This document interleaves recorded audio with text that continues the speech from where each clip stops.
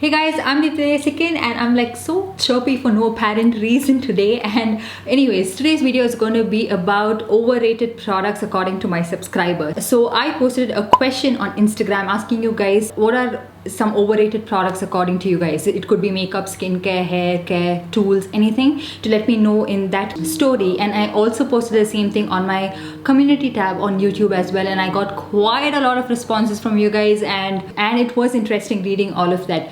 Some of those products were my favorite products as well, and this goes to show that different people have different opinions about products, and different products work differently for so many people. So I thought I'll compile everything and make a video for you guys because this is going to be really interesting. And also I am going to be doing some overrated products according to me and my opinion about those products in the next upcoming videos. So I hope you guys even take that video in the same positive way like I'm taking this one. And I will try inserting some of the responses on the screen right here so that you guys can see I'm not cooking this up. It's what I got. So firstly, I'll be talking about some makeup products that a lot of people found to be overrated, and this was like a majority decision, you know. A lot of people found these products to be very overrated. So yeah, some of these products I have tried and I know how it works, and some of this I haven't, but I do have an opinion about it because you guys know I have an opinion about everything. The first product that a lot of people found to be too overrated, and I kind of totally agree with this, is the Maybelline Fit Me range. So this is the Maybelline Fit Me Matte and Poreless Foundation and the Maybelline Fit Me Concealer. A lot of people don't think that this suits their skin type, especially like it clings on to dry patches, accentuate texture, oxidizes a lot, which I feel like are the exact same things that even I face with this particular foundation. I have talked about this in my disappointing foundations video. I will link it right here if you guys want to know my thoughts about it in detail, but this is your opinion about this product, and I agree with you guys absolutely on this. I can't find a shade match for myself, and even if I do, I feel like it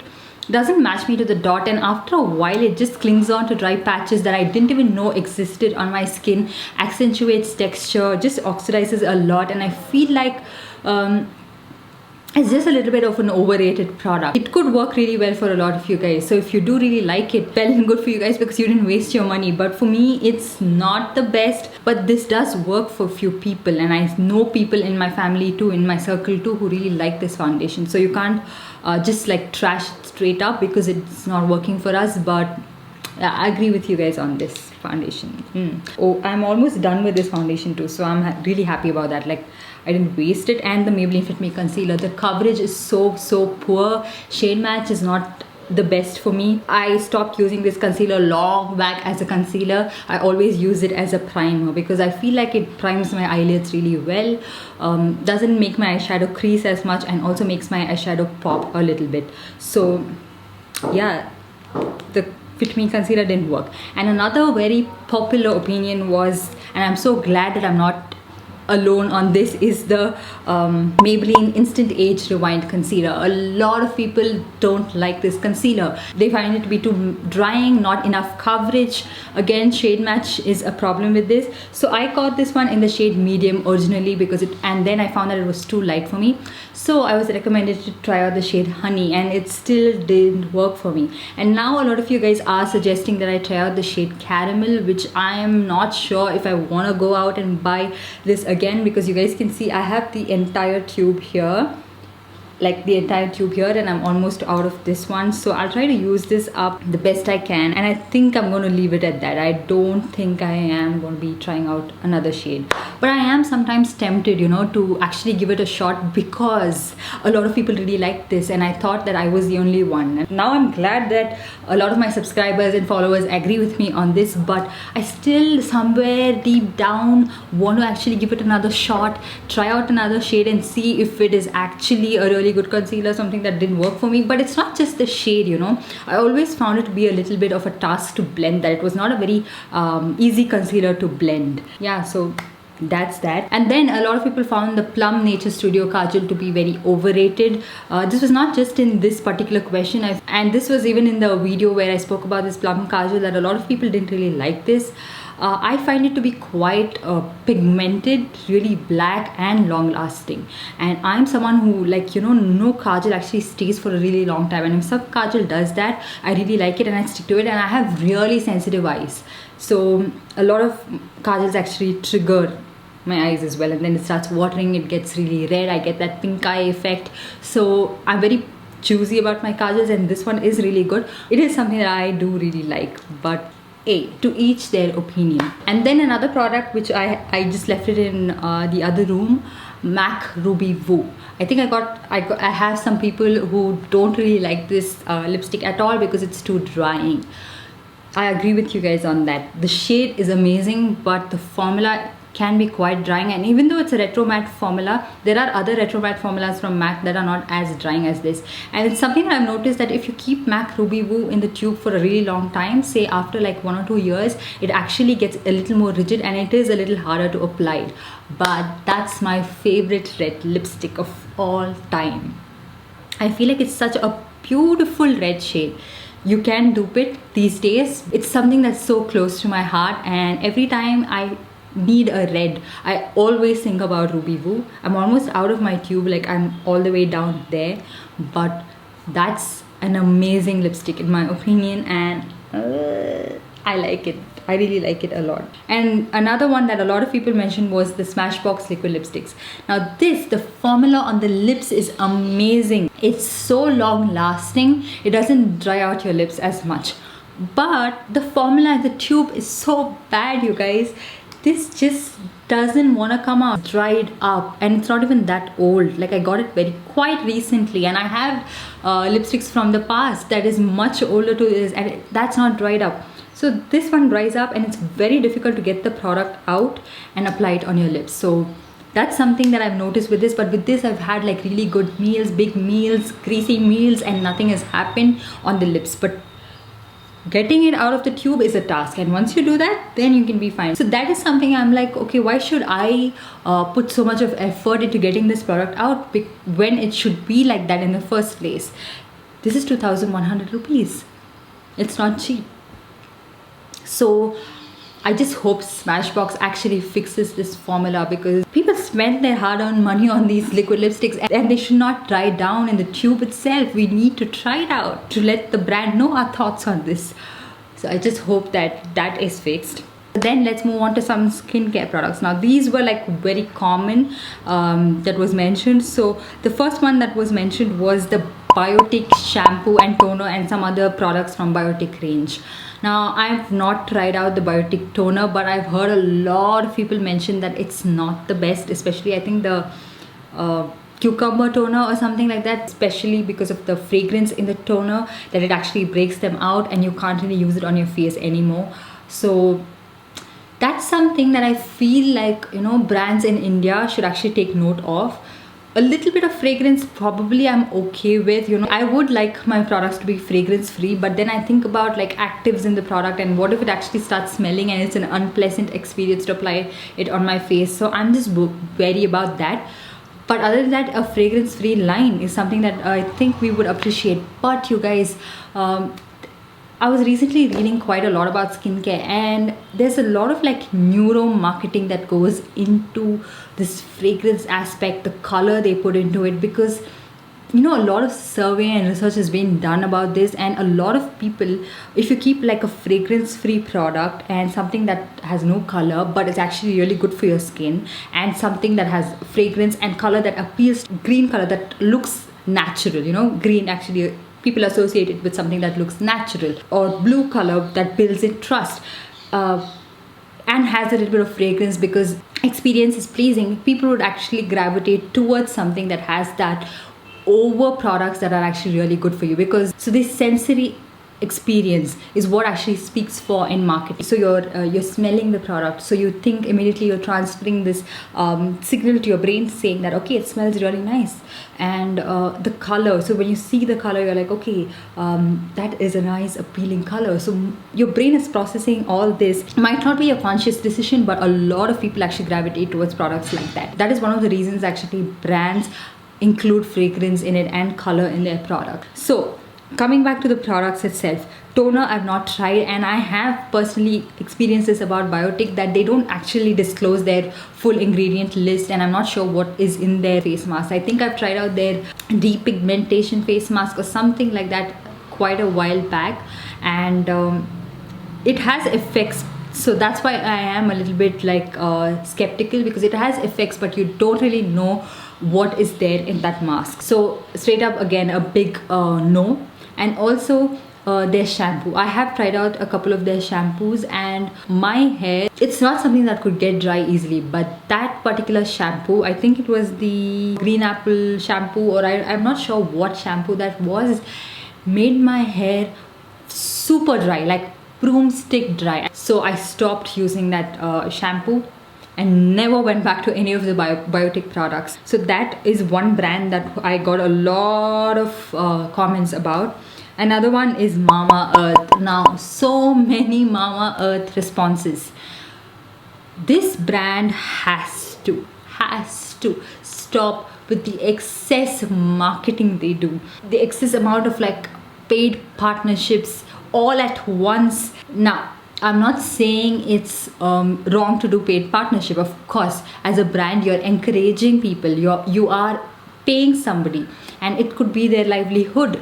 So that money is useful for a creator to invest into products, invest into their own channel, or it could be their full-time job. So paid partnership as such is not wrong, and if it is something that really works for a creator, I don't think there should be any problem with that. So firstly, I am a customer, I'm a viewer, and only then am I a creator. So in my viewer's perspective and in my customer mind, I'm like, okay, so many people are talking about this particular range from Mamaearth at once, so is it really good? So I always think about it, and I used to think about it as well. And that's why when Mamaearth actually contacted me for a paid partnership, I straight up said, I'm not going to be letting you guys send me the products, and especially because it's a mass campaign, and often they don't even disclose who are these YouTubers who are going to be doing it, and the YouTuber themselves are not aware that all these people are going to be talking about this particular range at once.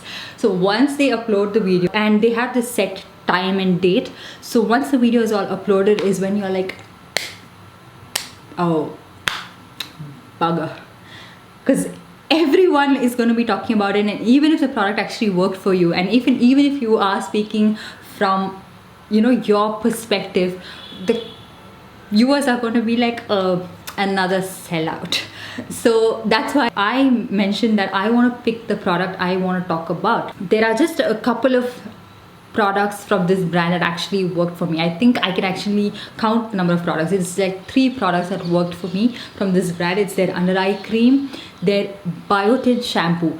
Now, way before my channel was even like approached for sponsorships or anything of that, I think 2 years back, I tried out their biotin shampoo, and that's something that actually worked for me. It was my hair was growing really well, good volume, not so much of hair fall, and it was actually working for my mom too. I had even put up an Instagram post about that particular shampoo like ages ago. And also their Bye Bye Blemish cream was working for me. Not a major difference, but I could see like the scars fade away a teeny tiny bit, especially like this scar on my face was fading away, not as dark and as pigmented as it was. So these are the only 3 products that I can hand pick and say that okay, yeah, it did work for me. But a lot of people mentioned about their onion hair care range, so the shampoo, the conditioner, the mask, and the oil. So I did try out the onion hair oil and the shampoo. The shampoo, oh my god, where do I even start? My hair fall was on another level, and again was drying my hair out really badly. So I had to stop using the shampoo, and I asked my husband to try it out. So, and even he found it to be the same. So it was not working for both of us. And then I was like, okay, let's just ditch that particular product. And then hair oil, I'm not sure if it's actually working for me or not, because I had to put a stop to using that product because of the fragrance it had. It was so overpowering, and I couldn't apply it I couldn't just like apply it and let it rest on my hair, so I stopped using that particular product as well. And also a lot of you guys have mentioned that their face masks don't do much, and their face wash, the Upton range, again broke out a lot of people, and a lot of people don't prefer that. So yeah, that's something about the brand. And I think the brand should actually, instead of spending a lot of money on just marketing and pushing products, should actually work on the quality of products and try to improve the quality, instead of just trying to push the same thing. And once I start doing that, I think a lot of people would be more accepting of the brand, because it has to work for some people to actually like it and to recommend it. And word of mouth marketing is something that brands have actually completely forgotten about. So if I have to recommend to my friend and she's got a Mamaearth product, I'll be like, okay, no, this product doesn't work, stay away. No. So work on the quality and the product will speak for itself. So space out your campaigns, choose, hand pick the creators you want to work with. There are some creators who would push anything and everything under the sun. So I think Mamaearth has to be more wary of that, like who you want to work with, who you want to associate yourself with. Do you want to associate yourself with a creator who's already getting a lot of backlash because they're not very honest to their subscribers, or you want to work with a creator who's honest and has a good following base? But there again, quality has to be very important, because honest creators don't just support anything and everything, and that kind of an intellectual following will see right through it. End of discussion. Another brand that again does these mass campaigns, and a lot of people found that it was not working out for them, is Wow products, especially their shampoo. And I think one other product, I'm not very sure what was that. Now, I have not tried out any particular product from Wow. I was interested in the past to try out their apple cider vinegar shampoo. Is that? I'm not quite sure which was the product. I think it was their shampoo that I wanted to try out. And then recently again, there's these mass campaigns with Wow, and a lot of people are talking about how their products are actually not working at all for their hair and for their face or whatever. So again, the same mistake that's done by Mamaearth, where you were actually not focusing on the quality of products, but you're just trying to push products. Wow is this one brand that wants barter deals for everything. And I don't know who are these people who actually accept for these barter deals, because it's like they give you these products, they give you guidelines for that, like a big essay summary, and you have to stick to that, and you have to create this video, spend your time, effort on that particular video, edit it, and then send it to them for approval, and only if they find it to be good are you supposed to upload it. So all this is time and effort. So why would you do that in exchange of these products which you can actually even pay and get it? And one thing that rubbed me the wrong way is it's quite similar to what happened to Shweta Vijay Nair. If you watched her video, she mentioned about Wow and the way they actually work with YouTubers. So I had a conversation with this one particular person, and then he was like, I am looking for barter deals. So I was like, I don't do barter deals. And then he goes somewhere like, like in a very degrading manner about the engagement on my channel and how many views I have, and the views were not enough for the amount of the amount of for Wow as a brand. They get so much of engagement from other YouTubers and so many clicks, like 40,000 clicks on their website in a single day. And what makes you think that your channel is worth it? And I was like, but didn't you contact me in the first place? So if you didn't see any potential in my channel, then why did you waste your time and my time with contacting my channel? So that is something that I wish these brands stop. One, degrading somebody's work. Stop with these mass campaigns at a time. Like, split out your campaigns, space it out, so that the viewers have a break from these products, a break from seeing so much of their favorite YouTubers talking about the same products, and that subscribers are not subscribed to just 1 or 2 channels. They have a variety of people in their subscription list, and so if like 3 or 4 people are talking about the same product in their subscriptions, it's something that was not going to interest them for sure. And I think that is what is happening with these brands as well. And if they invest this time and money into the quality of their products, I think their products will speak for themselves. And yeah, so with that being said, and another skincare products, again all related to this mask campaign, is the L'Oreal Micro Crystal Essence. Again, L'Oreal is paying a lot of YouTubers to talk about it, but I think the ingredients in that is what is upsetting a lot of people. The third ingredient is denatured alcohol and some other ingredients, and the actives are actually towards the end of the list. So let me know if you guys want me to make a video about overly sponsored products spoken by YouTubers, Instagrammers and everything. So I will make a video on that. I have already done a videos like this in the past, where I tested out some, you know, sponsored products and my thoughts on it. So if you guys want me to talk about some overly sponsored products, let me know, and let me know the products that are like that, you know, like let me know the products in particular so I can buy it and test it out. So if you're just going to be telling me something vaguely from a brand I can't try it out, be specific about the products you guys want me to try out and I will do that. Pixi Glow Tonic.